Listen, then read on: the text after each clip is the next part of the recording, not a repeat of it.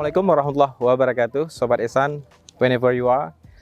Today, the third day of Idul Adha, we are doing kurban for Muslim Helfen from Germany. We are in north of Aceh, specifically in Perak Timur sub-district. We are doing kurban for 3 cows in this village, and will be distributed to 250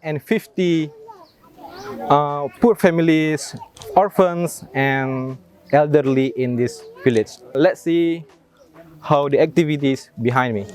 Here, some villagers are doing skinning the cows, and over there, they are cut into pieces, and then will be divided, become 250 packs. At some time, the people not only just will get the meat, but also will get the food packs. Over here, you can see all of the food packs. The number 250 packages will be distributed at the same time with the meat kurban for today. Each package contains several items. Let's see. Here's the content of each package: 3 kilograms of rice, 1 kilogram of cooking oil, salt, 1 package of noodle, ketchup, and kurban meat. This is the pure meat, and then fat, hearts, and another part of a cow.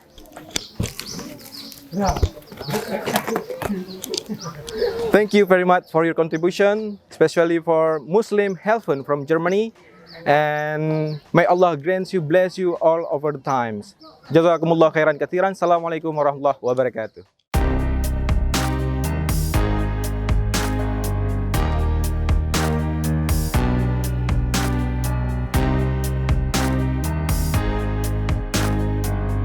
Nama saya Mukhtar Wede, saya sebagai Gesik Payalung Jalu. Kami sebagai masyarakat Payalung Jalu mengucapkan ribuan terima kasih atas bantuan, atas donatur, dan juga kerjasama tim Global Ihsan Relief Indonesia.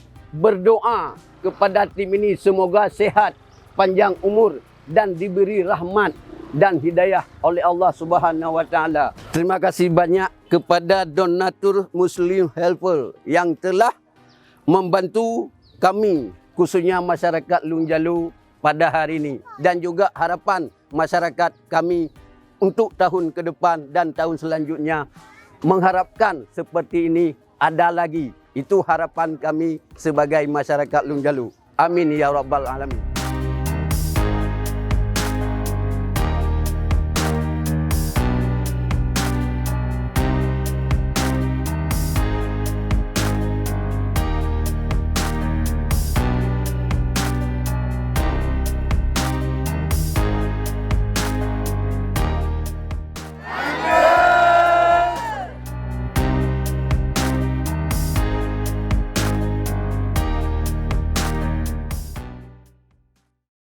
Assalamualaikum warahmatullahi wabarakatuh. Nama saya Dia. Nama saya Rohana dari Desa Serdang, Kecamatan Perak Timur.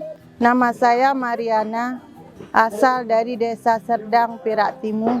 Nama saya Ibrahim Baas. Ya, nama saya Rosma, tempat tinggal di Aludrin, umur saya 65. Jadi ibu rumah tangga, petani, apa-apa aja ada kerja, asal cukup untuk makan bersama keluarga. Terima kasih kepada donatur yang kami bantu kamu ino. Semoga panjang umur, mudah rezeki, berlebih yang kana sedekah, kurung yang gasin-gasin, lebih banyak. Kami sangat bersyukur, alhamdulillah, dengan bantuan ini banyak sekali manfaatnya untuk anak-anak kami dan keluarga. Dan kami mengucapkan beribu terima kasih kepada donatur yang telah memberi sumbangan kepada masyarakat yang ada di wilayah Kecamatan Perak Timur. Terima kasih banyak bapak-bapak dari tim donatur Muslim Helpen yang sudah membantu kami. Berserta doa dari Lun kepada orang yang memberi tembakaunya. Terima kasih kami yang menerima bantuan hari ini. Terima kasih. Terima kasih donatur Bapak Muslim Helpen.